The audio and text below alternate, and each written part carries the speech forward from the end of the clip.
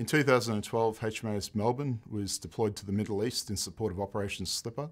We're the Australian Government's maritime contribution to that operation, and we were contributing to maritime support operations throughout the Middle East, including anti-terrorism and counter-piracy patrols.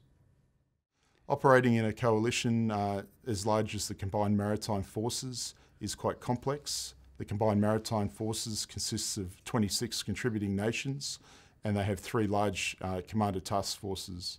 HMAS Melbourne was operating flexibly between 3 of those large task forces during our deployment.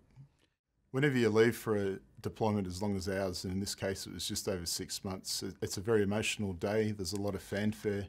It's a very formal occasion with the farewell speeches, but you know, it's a feeling of deep reflection when you see your families on the wharf, and also even as early as the day you go, the expectation of your return back to Australia and the excitement of that.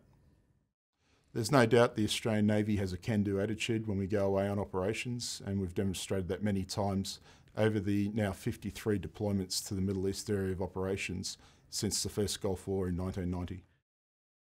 We've been heavily engaged in the Middle East since the first Gulf War, where we conducted interception operations inside the Arabian or Persian Gulf.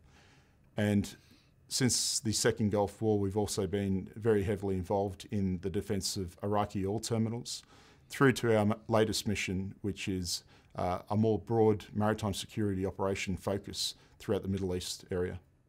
HMAS Melbourne had some good successes during the deployment.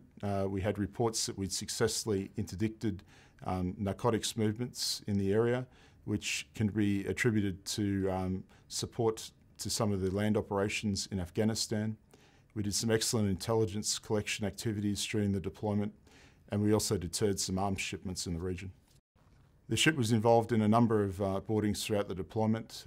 These ranged from friendly relations with local mariners through to boardings specifically targeted at vessels engaged in arms trafficking and narcotics smuggling throughout the region. There's no such thing as a quiet day at sea. Always expect the unexpected, and we had some notable excitement during the trip with some high-profile boardings and some very high-profile port visits, including some important diplomatic engagement while we were away. Boardings are always an exciting time for the ship, from myself in command through to the boarding team that are actually going to do the boarding. Going through my mind at the time is, have I got the best available intelligence on the vessel we're targeting, and pass that down to the team. And going through the boarding officer's mind is, what is he expecting when he puts that ladder up against the ship and gets his first people on board. There's always an amazing sense of achievement when you deploy on operations to the Middle East with the Navy.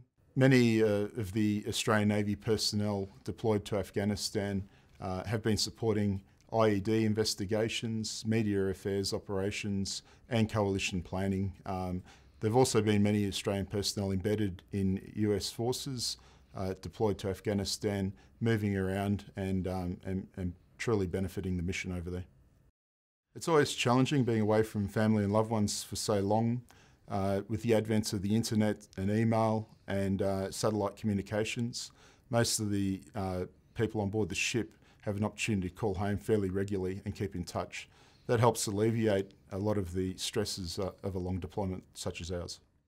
There's always a sense of accomplishment when you've been a key worker in an excellent team. Keeping a ship away on operations for such a long time relies on everybody giving their best for 6 months, and my team were excellent. The coming home after such a long deployment is an absolutely amazing day. It's met with anticipation from when everyone first rises in the morning before we come into Sydney. They're getting their uniforms ready and polished and ready to meet those loved ones that they haven't seen for 6+ months. I'm enormously proud of the Australian Navy's commitment to the Middle East. I think we've achieved a great deal over the last 2 decades that we've been deployed to the region. I've seen the goodness that the Australian Navy gives to the local mariner communities. I've seen the deterrence that we've provided against illegal activities on the high seas in that region. So I think the Australian Navy and the Australian public can be extremely proud of those achievements.